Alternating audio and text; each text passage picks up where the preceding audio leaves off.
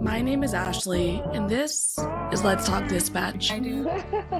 You're gonna do it. Do it really well. And I believe the world needs more dispatchers. Around in the mud, blood, and beer. Years that I'm not working 4th of July. 4th of July. Saying community policing, right? What about community dispatch? So on this show, with the help of my guests, we will educate, empower, and support the heroes behind the headset. Hello, everybody. Welcome back to another episode here on Let's Talk Dispatch with me, Ashley, the Raspy Dispatcher. And today, my guest is a licensed clinical psychologist and owner of the Center for Trauma, Anxiety, and Stress, CTAS, with a focus on assisting first responder agencies in the development of effective and accessible mental health programming and resources. Super excited to talk to her today. You know, we definitely need more access and more conversation about mental health, PTSD, especially how it affects dispatchers. And we need more access to folks who are familiar with working with first responders, because it's definitely a very niche experience, and folks like Brooke are out there doing it. So I'm going to bring her on to talk about it today. Hi, Brooke. Hey, Ashley. How are you today? I'm doing great. How are you doing? I'm doing well. You know, it's my second day of my weekend, so everything is going wonderfully. All right. Yeah, that's pretty good. Oh, man. So tell us a little bit about yourself, your background, and how you got involved with working with first responders. Yeah. So as you said in your intro, I'm a licensed clinical psychologist. I started back in undergrad and got my degree in psychology. Originally was thinking medical school, and then I just bombed out my biology courses. And I was like, Same. Maybe this isn't it.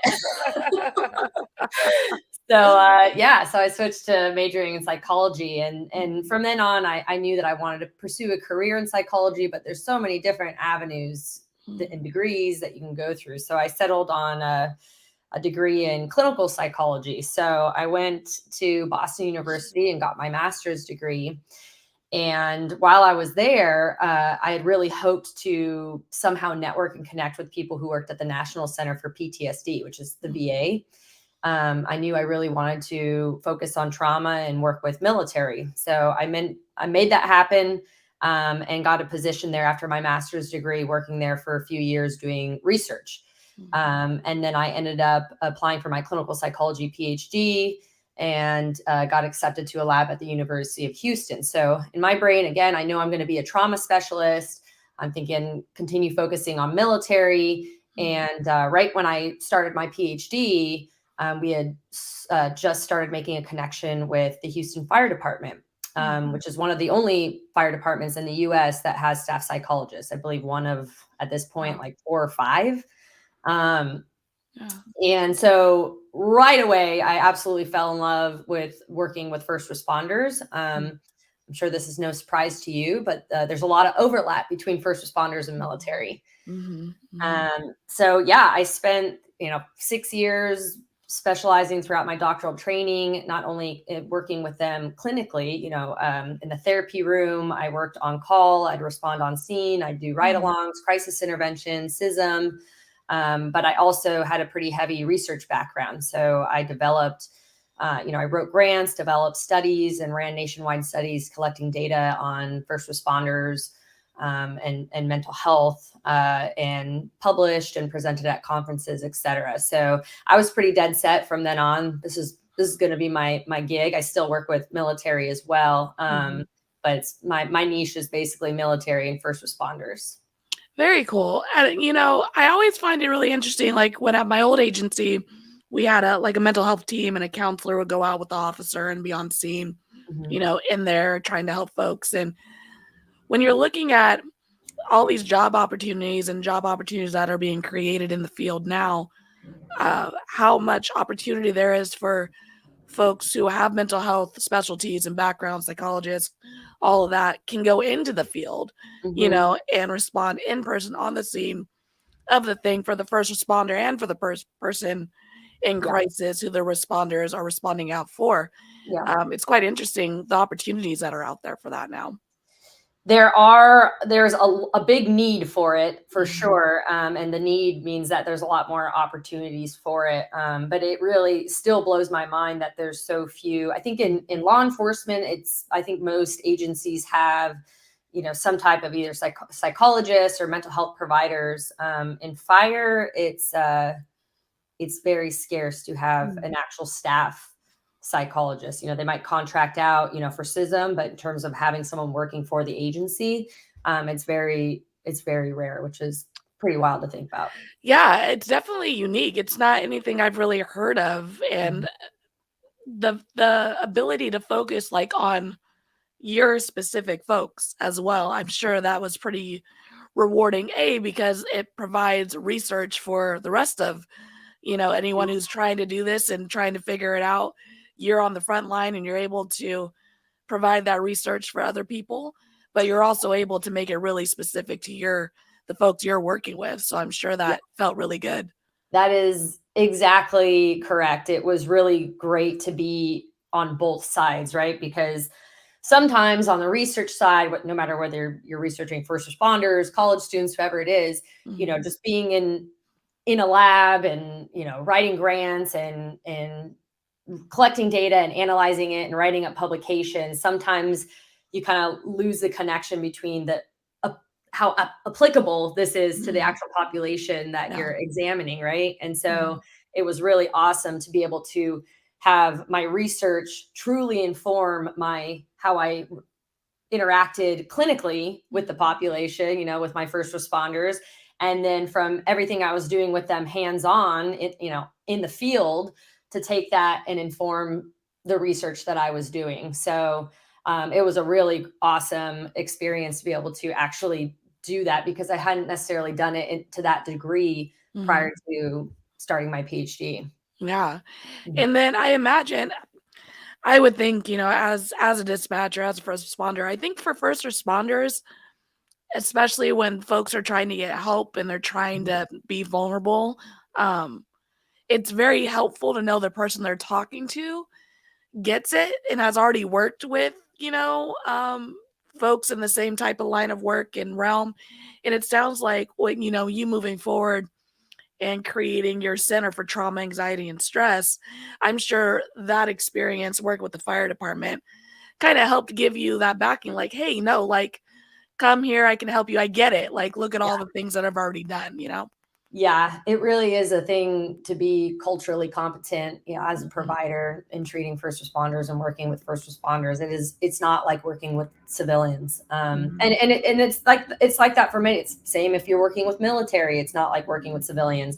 I only work with adults. I don't work with children. I never had any training in working with children, but it'd be the same thing. I'm a PTSD specialist, but I wouldn't know what to do, Yeah. treating a 7-year-old with PTSD. It's a completely different population. So, yeah, having the actual hands-on experience and working with first responders and being immersed in the culture. I mean, I was Mhm. showing up to promotion ceremonies, I was showing up to funerals, I was showing up everywhere, just kind of being immersed in the culture really provides that hands-on experience that I can then take out and, utilize now in my practice and in my business. Awesome. Very cool. So let's talk a little bit about the importance of acknowledging the emotional and mental toll dispatching can have on the individual. Because as we know, we're coming more to the forefront now, but Mhm. historically, we're on the back burner of the conversation of first responders. So, what's the importance of acknowledging that for the dispatcher role? It's huge. It's huge. I'll tell you, when I first started my PhD and I was working with the fire department, we would only specifically work with the firefighters, the EMS, paramedics. And one day they said, "Hey, come to our dispatch center." So I was like, "Okay, cool." So I show up at the dispatch center, and it was really surreal. This was many years ago. Mm. That I mean, I'm trying not to over exaggerate, but I had so many dispatchers like actually reach out and be like, "Oh, can you provide services to us? Like, we need some type of services like this. And I started to ask them, wait, do you not have access to any of this? And they're like, no, we don't. And I was like, well, wait a second. Yeah.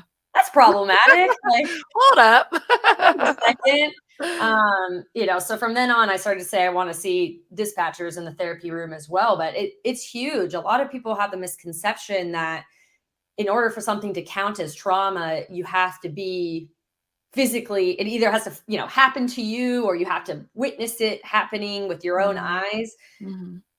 That's not the case. That is not the only inclusionary criteria for trauma. There is an actual, in the DSM, the Diagnostic Manual for Mental Disorders, one of the criteria for trauma can also include dispatch, basically constantly hearing aversive details of trauma, right? So it doesn't mean you have to be there in order for it to count as trauma. Being on the phone, dispatching, having, individuals call in during times of emergency and distress, having to hear these details, all of that counts as trauma. And it affects the individual, the dispatcher, the same way that responding on scene can impact, a firefighter. So these are not two separate things. So the emotional toll, the mental and emotional toll that dispatching can take on someone, or can have on someone, can be significant.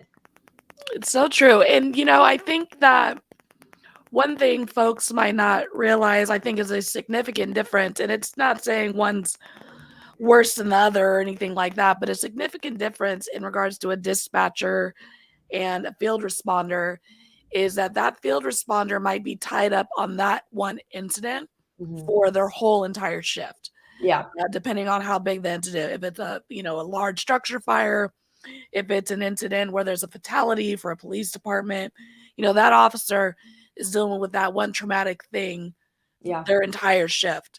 Whereas the dispatcher, say it's a DV or something like that, and I just spent 8 minutes listening to this person, being assaulted until my officers were able to arrive on scene.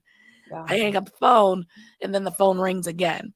So my officers are stuck dealing with that thing that I'm not even able to unpack yet because I'm dealing with the next crisis. Yeah. No time to process, to say the least. And another major thing that I come across with the dispatchers I work with is this kind of constant of what ended up happening. Maybe typically when I talk to dispatch, like I didn't have at that moment the time to think about that. But when my shift's over, what ended up happening to that person, right? Not having, if you want to call it closure to what happened, right? And that is a huge toll as well on dispatchers. That is a slightly different, than, like you said, the field workers, the fire, kind of similar to paramedics might experience that. Their job is to keep that person alive until they get to the hospital, drop them off. It's like, what happened to that person? But it's very unique to dispatching, where it's, you don't really get any closure on that. Yeah. And it kind of depends on your department too, and the relationship between the officers, police for me, and dispatch. It's like, do you have an officer you can go up to? Is your sergeant communicative with the dispatch, floor? And is there a willingness to share that information on how that call ended? I mean, we could read the call notes, but it's not the same, and sometimes the call notes are very brief and generic, and you want to know something like, a little more that can help you go to sleep at night, really. Yeah.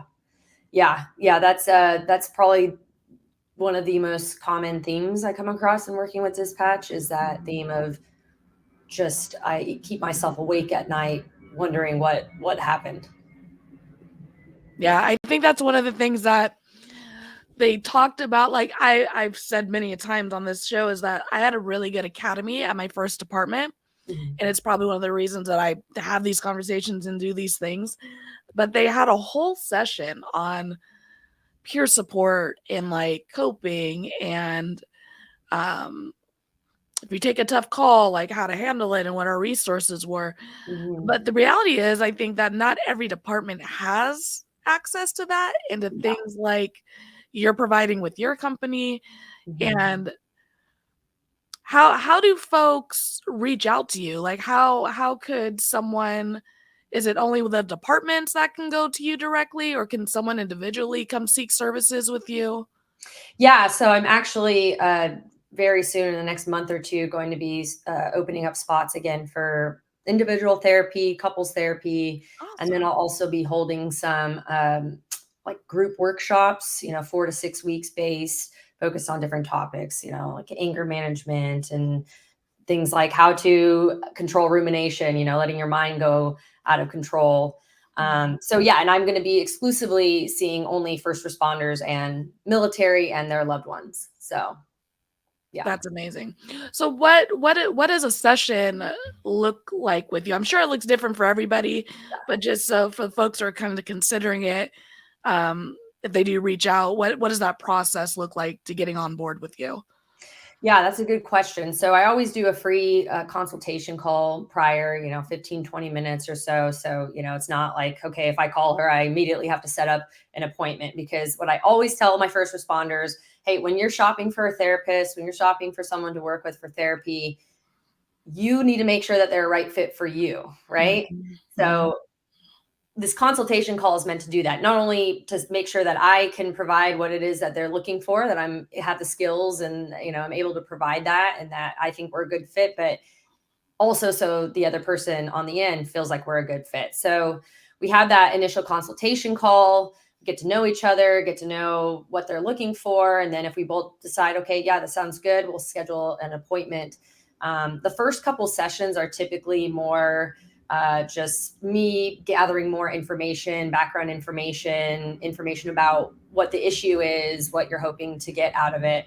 And then I develop a treatment plan, right? And the way I am trained, I'm a specialist, which means that my goal in therapy is to get you out of therapy as soon as possible, right? Mm. So not to keep you around for forever. I want someone to meet their goals and feel comfortable and kind of have the skill, feel like they are able to utilize these skills. So my therapy is focused on shorter term therapy, meaning I use a lot of evidence-based scientific treatments that have been shown to help with PTSD, shown to help with guilt, shown to help with moral injury, with anxiety. So these can be anywhere from 6 to 20 something weeks, right? So 2 months to 6 months or so.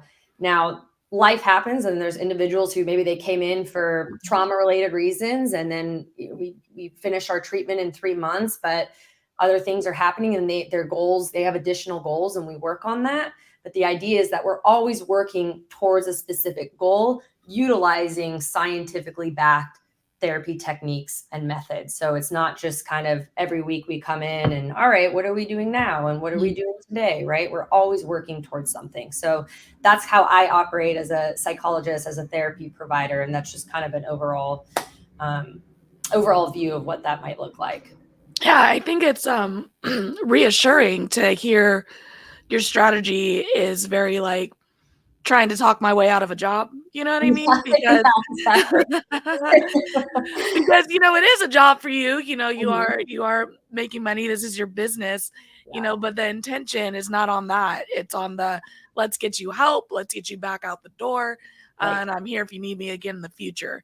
Exactly. And I think for folks who are like, it's already hard for first responders to say they need help because they're the helpers, right? They're the ones who are supposed to be out there helping people. So what do you mean? Like I'm superwoman, I'm superhero, I don't need any assistance. So for them to already come and say like I need help, and to hear that that's kind of the style that you're approaching with it, I'm sure it's very comforting for folks. Yeah, because I find that, the misconception too with a lot of first responders is they think like, oh God, if I, say I need therapy or I go to therapy, like, oh man, I'm in it for years, there's no end to it. And I'm like, no, actually, like if you're coming in for trauma or PTSD, hey, I have a very effective structured protocol that we use. It's 3 months long. Like it's extremely effective. And hey, depending on what your goals are, we could be out of here in a few months. Right. So, I mean, I also offer, it's not like, okay, you're done and you're out and I never speak to you again. I offer what's called booster sessions for people who have met their goals. We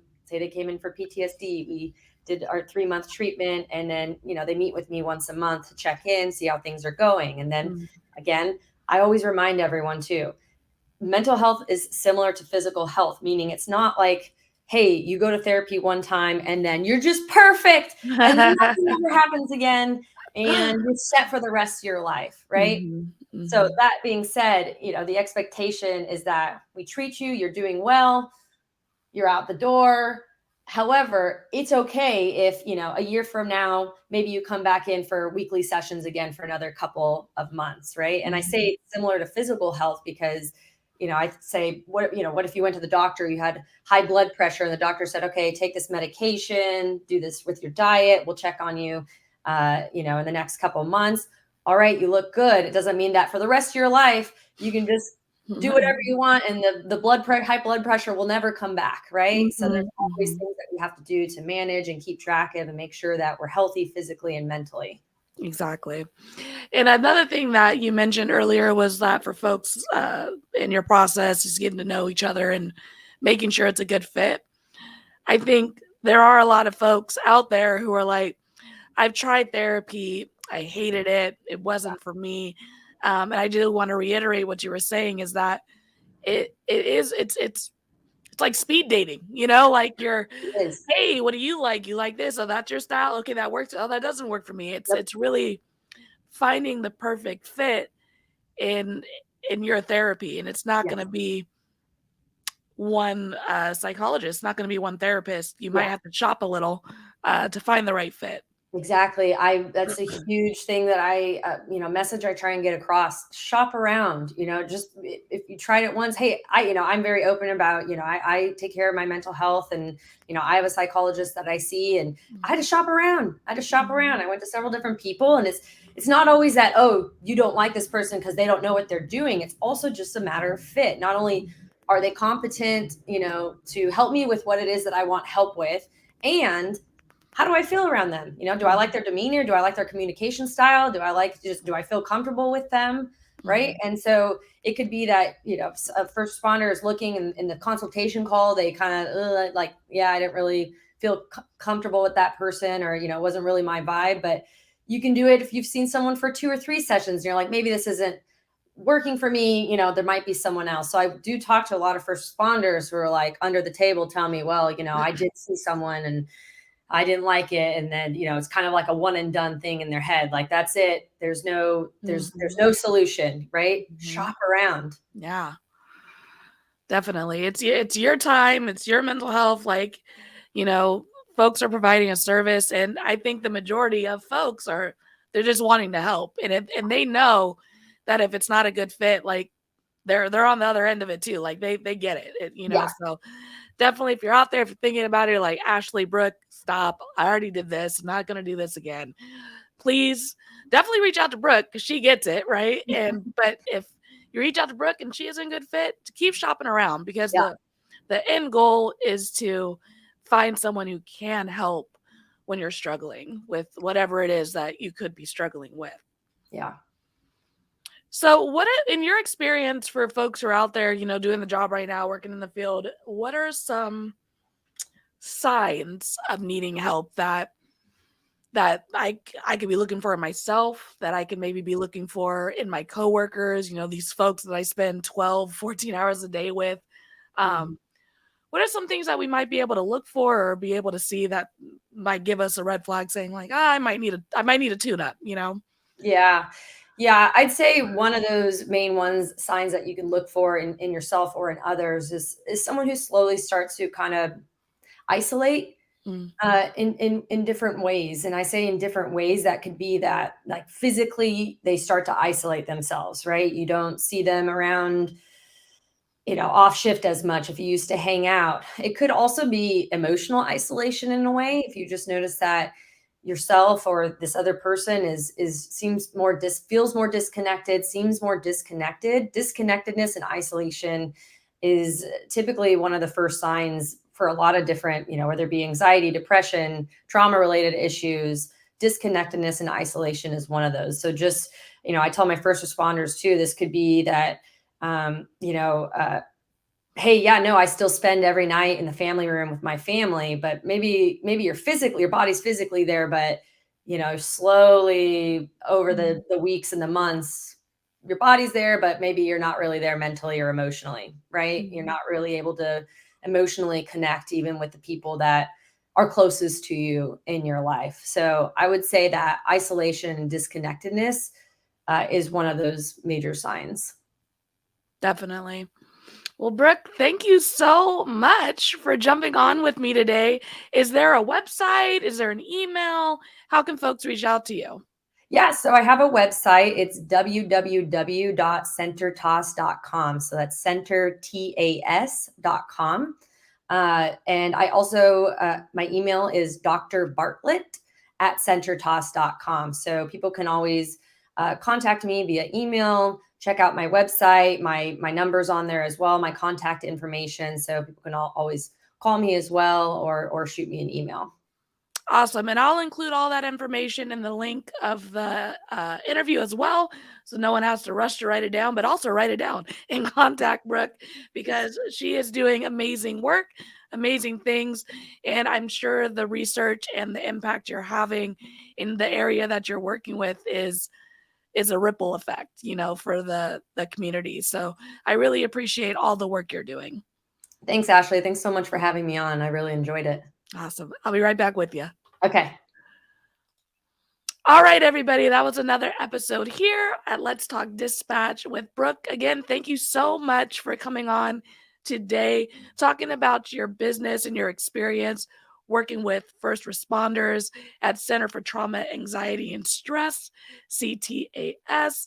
Again, I'll have all that link and information in the information section of this video, so you folks can reach out to Brooke and connect and maybe even get some help for yourself, for your departments, mental health, PTSD. It's all a reality in our line of work as dispatchers, as first responders in general. It's okay not to be okay. It's okay to need a little help anytime. So thank you all for what you do. Thank you for the support. And until next time, stay raspy, everybody. Thanks for joining us here on Let's Talk Dispatch. Don't forget to hit that subscribe button and leave a 5-star review. Consider joining our Patreon for exclusive content, early access to episodes, and discounts on merch at theraspydispatcher.com. Follow us on Instagram and Facebook, and subscribe to our YouTube channel.